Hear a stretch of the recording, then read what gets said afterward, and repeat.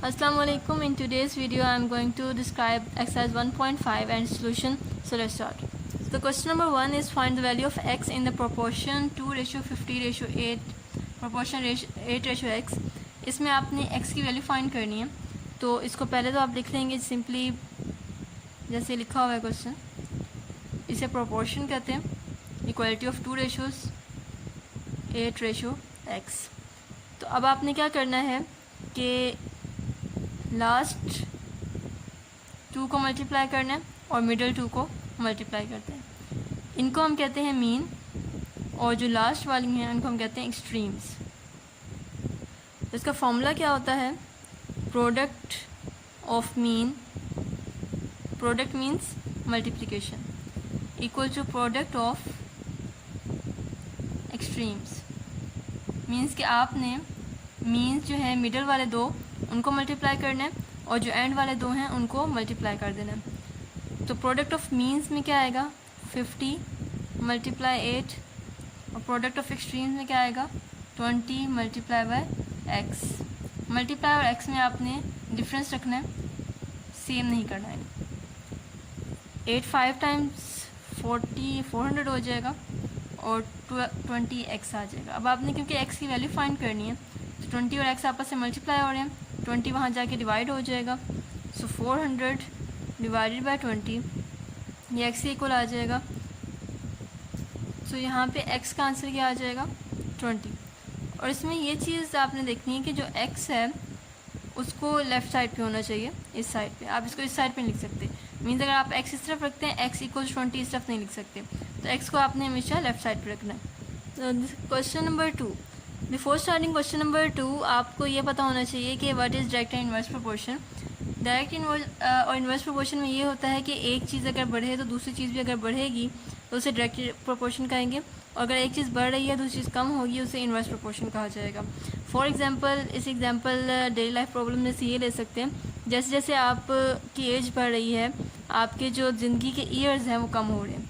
तो इसका मतलब ये है कि एज बढ़ रही है और ईयर्स कम हो रही हैं, तो ये आपस में इन्वर्स रिलेशन है। और अगर डायरेक्ट रिलेशन देखना है तो जैसे जैसे आपकी एज बढ़ रही है वैसे वैसे आपकी हाइट भी बढ़ती है, तो ये जो है आपका डायरेक्ट रिलेशन आ जाएगा। इसमें आपने यही देखना है कि डायरेक्ट रिलेशन है या इन्वर्स रिलेशन है, उसके मुताबिक ये क्वेश्चन सॉल्व होंगे। अब आपने यहाँ पे क्या देखना है? क्वेश्चन नंबर 2 में आपने पहले 2 नाउन्स देखने हैं जो आपको गिवन है।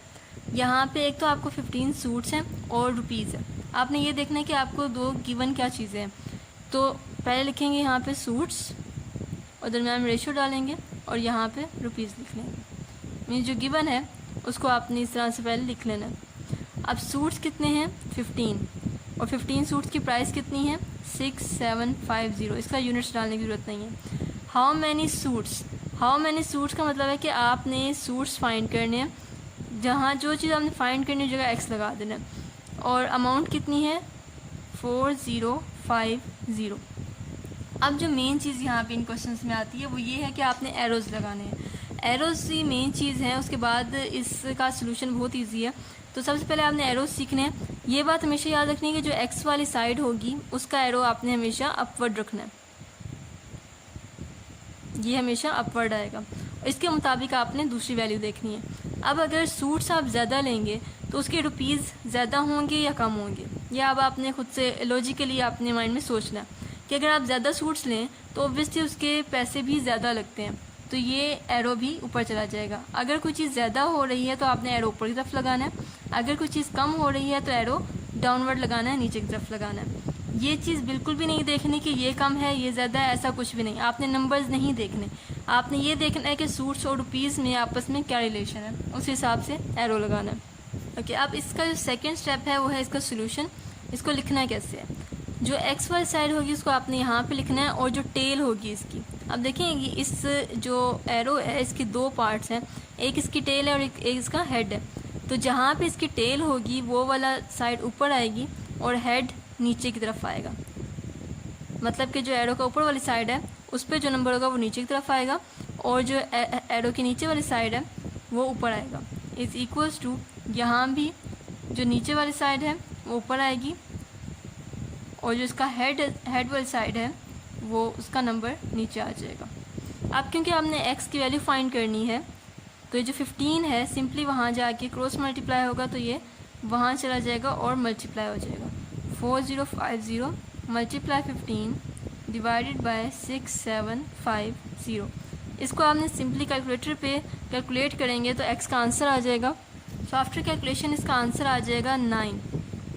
अब थर्ड जो इसमें इम्पोर्टेंट बात है, एक तो ये इम्पोर्टेंट है कि जी आपने इसके एरोज़ कैसे लगाने, सेकेंडली इम्पोर्टेंट ये है कि आपने इसको लिखना कैसे है, एंड थर्डली इम्पोर्टेंट ये बात है कि जो आपने फाइंड किया है उसके साथ वैल्यू ज़रूर लिखनी है। 9 सूट्स, अगर आप इसके साथ सूट्स नहीं लिखेंगे या जो आपने फाइंड की है वैल्यू उसको नहीं लिखेंगे तो आपके नंबर्स का इशू हो सकता है, आपके नंबर्स इसमें से डिडक्ट हो सकते हैं। सो इसलिए जो आपने वैल्यू फाइंड की है उसके साथ आपने ये ज़रूर लिखना है कि आपने क्या फाइंड किया। तो क्वेश्चन नंबर 3 भी इजी है। इसमें क्या हो रहा है कि एक motorcycle covers 90 kilometre in 2 litres of petrol. Means कि एक मोटरसाइकिल जो है वो 90 किलोमीटर कवर करती है और उसको 2 लीटर्स ऑफ पेट्रोल चाहिए होता है। अब आपने in how many litres of petrol will it cover 225 kilometre, कि उसको कितना लीटर ऑफ पेट्रोल चाहिए होगा अगर उसने 225 किलोमीटर डिस्टेंस कवर करना है। तो इसमें दो चीज़ें हैं, एक तो किलोमीटर्स डिस्टेंस है मतलब फासले का यूनिट है, और लीटर्स ऑफ पेट्रोल है। तो अब आपने यहाँ पे लिखना है किलोमीटर्स मतलब distance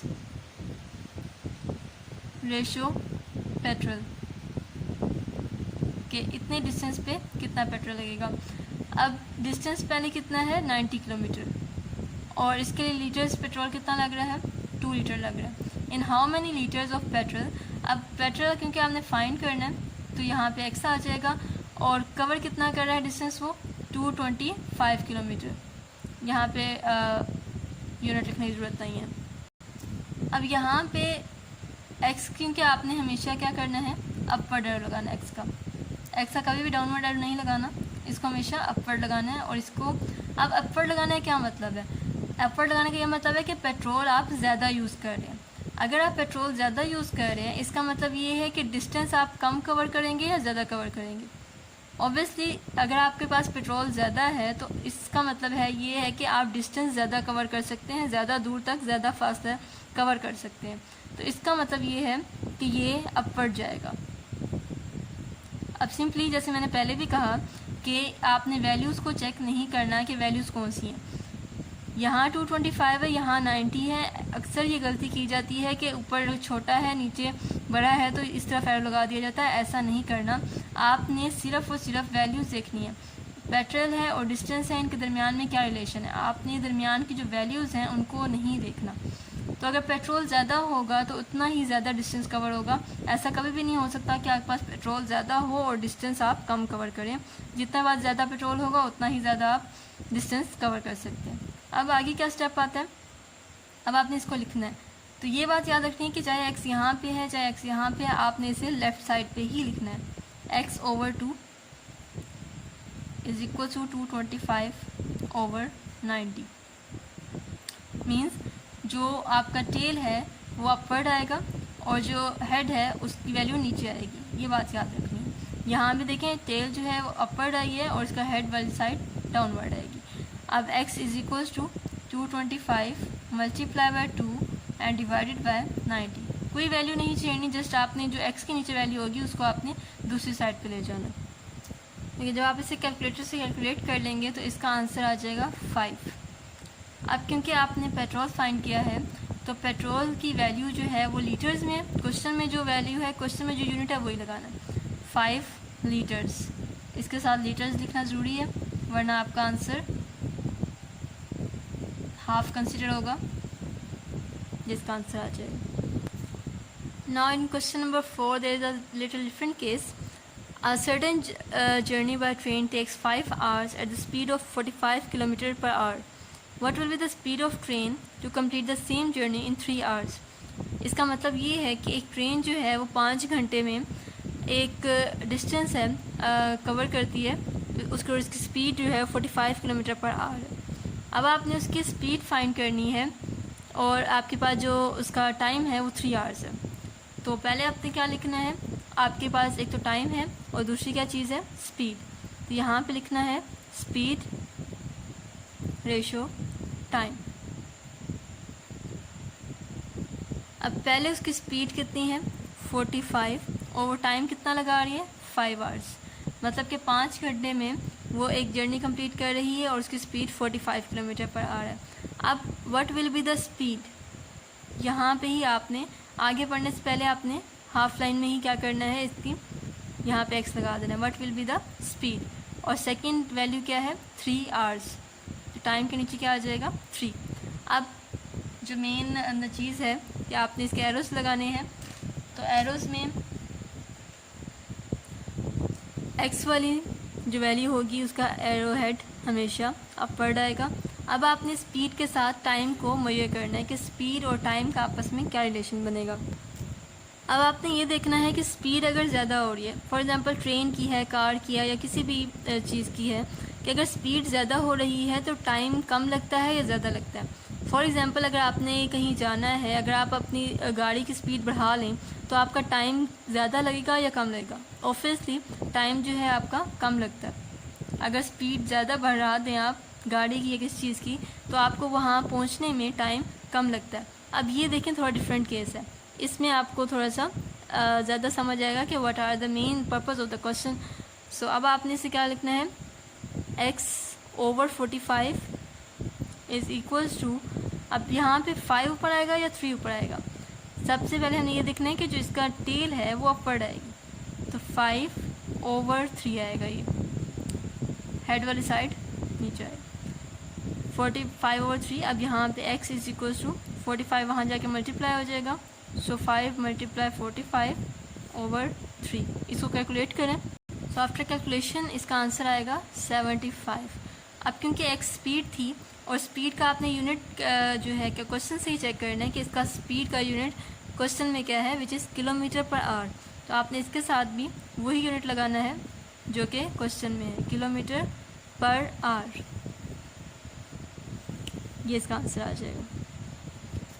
question number 5, there is 6 men can paint a house in 4 days, how long it would take to paint the house if 3 men are employed. इस क्वेश्चन का मतलब ये है कि 6 जो बंदे हैं वो एक हाउस को 4 days में पेंट करते हैं। अगर 3 men को लगाया जाए पेंट करने में तो कितना टाइम लगेगा। क्वेश्चन नंबर 5 जो है one of the most important question है बोर्ड के एग्ज़ाम में, जो कि लॉन्ग में भी आता है और शॉर्ट में भी आ सकता है, तो इसलिए आपने ये क्वेश्चन सही तरह से समझते हैं। अब इसमें क्या है कि 6 men हैं और पेंट करते हैं हाउस को इन 4 days, और अब आपने दूसरी साइड फाइंड करनी है कि कितना टाइम लगेगा अगर 3 जो मैन हैं वो पेंट करें हाउस को। तो इसमें 2 चीज़ें क्या हैं, मैन एंड डेज, इनके दरमियान की रेशो है। तो पहले कितने थे, 6 men थे और 4 days में वो काम पूरा कर रहे थे। अब 3 men हैं तो कितने डेज़ में अब उसी काम को कंप्लीट करेंगे। ये जो है आप इस तरह से सोच सकते हैं कि अगर आप एक बंदा जो है वो काम कर रहा है तो वो ज़्यादा टाइम लेगा, और अगर 2 बंदे उसी काम को करेंगे या 3 बंदे उसी काम करेंगे तो टाइम कम लगेगा। इसमें भी ऐसा ही है। अब आपने क्योंकि x जो है वो हमेशा ऊपर जाएगा, ये एरो ऊपर आएगा। अब डेज़ अगर ज़्यादा लग रहे हैं, मतलब टाइम अगर ज़्यादा लग रहा है, इसका मतलब ये है कि बंदे कम हो गए हैं, तो कम वाला एरो हमेशा नीचे जाएगा। यहाँ पे अब आपने x ओवर 4 लिखना है, x over 4 is equal to 6/3।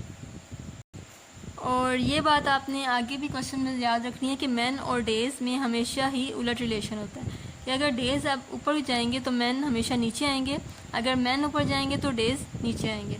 ये आपने हमेशा याद रखना है कि इसमें हमेशा ही उलट रिलेशन होगा, इन्वर्स रिलेशन होगा।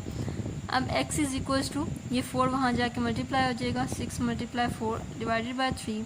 इसको कैलकुलेट करेंगे, आफ्टर कैलकुलेशन इसका आंसर आएगा 8। x इज़ इक्वल्स टू 8, और आपने फाइंड क्या किया है, डेज़ फाइंड किए, इसलिए इसके आगे लिखना है 8 days। मेरी बार बार एम्फेसाइज़ करें इस पर, क्योंकि ये जो आपका यूनिट है, जो भी आप x के बाद जिसका यूनिट लगाते हैं इसके भी मार्क्स होते हैं, इसलिए इसको बार बार एम्फेसाइज़ कर रही हूँ कि इसको आपने भूलना नहीं है। तो 8 days का आंसर आ जाएगा। आप यहाँ देख सकते हैं क्योंकि मैन कम हो गए थे, 6 से 3 हो गए थे, इसलिए जो डेज़ हैं वो 4 से 8 हो गए। मतलब अगर मैन जो है वो कम काम करेंगे तो आपके पास दिन ज़्यादा लगेंगे। तो ये एक्सरसाइज 1.5 के सबसे सिंपलेस्ट क्वेश्चंस थे। एक्सरसाइज 1.5 के question number 1 to 5 simple questions हैं। इसके आगे क्वेश्चन नंबर 6 से 12 थोड़े से ट्रिकी हैं, लेकिन अगर आप ये क्वेश्चन सही तरह से कर लेंगे इट मीन्स कि आपको अगले क्वेश्चंस आसान लगेंगे। अगर आपको ये नहीं समझ आएंगे तो आपको अगले क्वेश्चंस में मुश्किल होगी। सो इसको सही तरह से करें and thank you so much.